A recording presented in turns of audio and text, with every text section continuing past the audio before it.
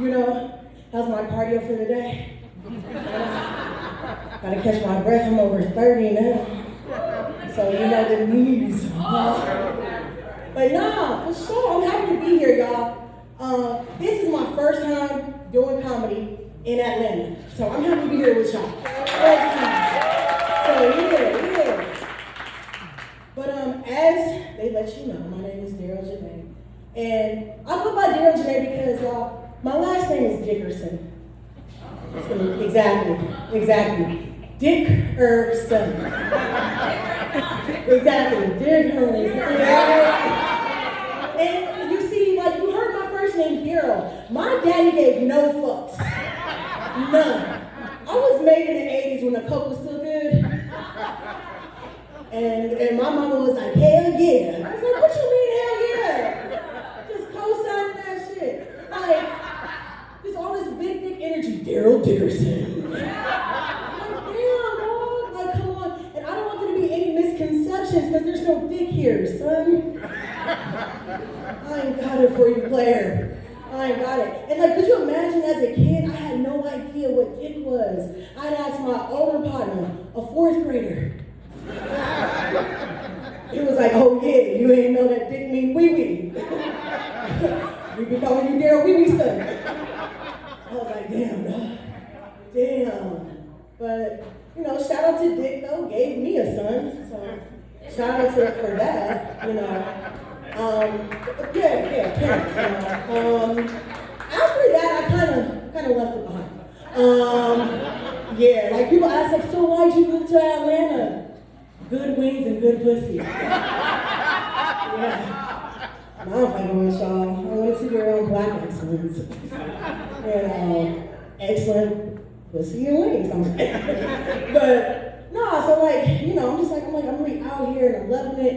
But I will say, like, y'all, like, who here got kids? Because let's be real, like, that's right. Platform?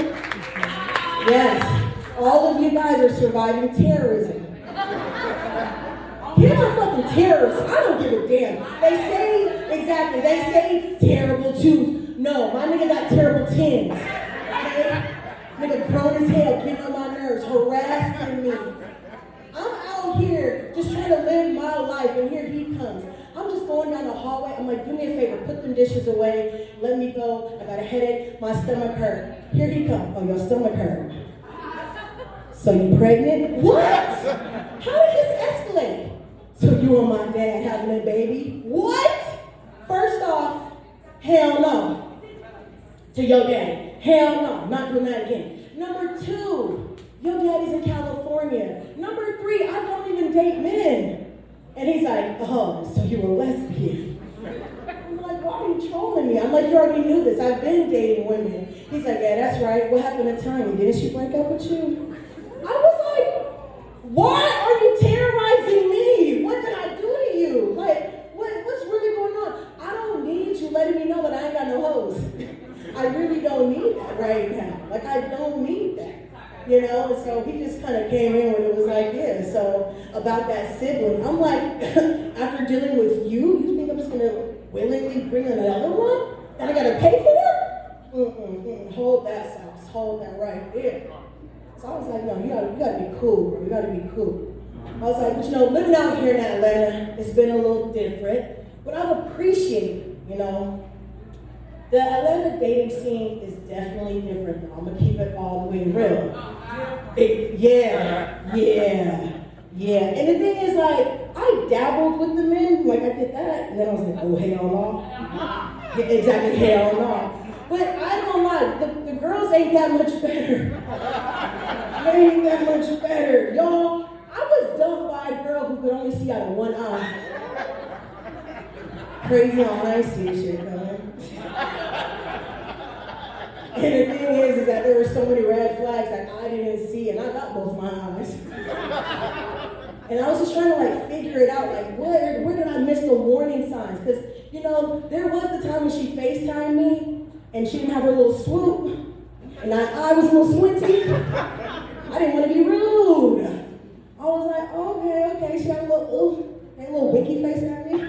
Yeah, I was trying to decide. Then we went on our first date, and she's like, oh yeah, I'll drive to get ice cream. And I was like, bet. And then she's like, oh yeah, did I tell you that I can't see out my left eye? What the fuck? You should have led with that. You're in the driver's seat. What you mean? What you mean? As we're going down, looking at me with her good eye. Look at the road. You only got one. The fuck? And I didn't catch all these signs. I was just like, nah, she's cute. She's on the swoop. You know?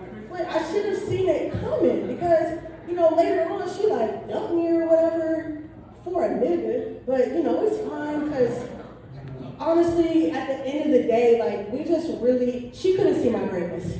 That's really what it was. She couldn't see my greatness. She couldn't see where the relationship would go. And ultimately, she and I wasn't going to see eye to eye.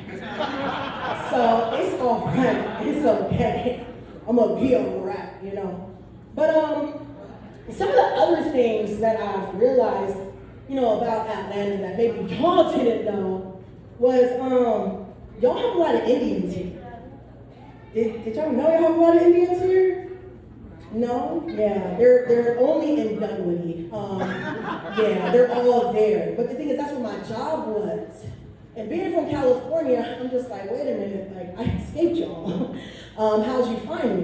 So I'm trying to, you know, maneuver and I see them all around. But the thing is, what I don't think some of y'all know is that Indians are actually like the number 3 culprits of ghetto-ass names. Exactly, yes they are. Like, when I say ghetto-ass names, like, people try to put on us, you know, Black Americans.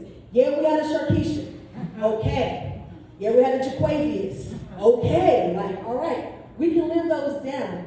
But I don't think I've heard the extent of some of the Indian names that I have heard, and that I have personally dealt with.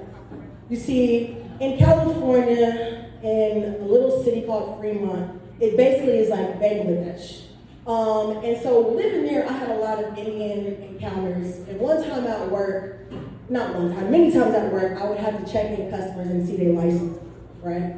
So one time I had one Indian dude come up and he put his license up there. And I looked at it and it legit looked like a crossword puzzle. And I was like, fuck. So I looked at this damn name. And I was thinking to myself, I was like, how do they do this? Like, how do they go about naming these kids these crazy ass names? And I got it. I was like, I know what it is. It's a competition. And I went and I thought about it. I was like, it probably goes like this. Oh my goodness, I have my baby here that is about to come and I'm so very, very excited. And when he comes here and is born, I'm going to give him the longest name that he can ever have so he will know every single spelling bee.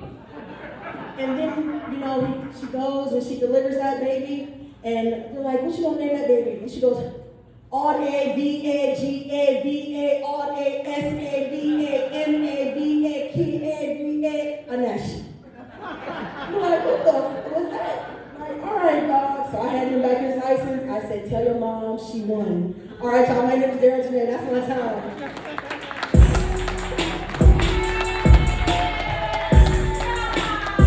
Y'all give it up for me.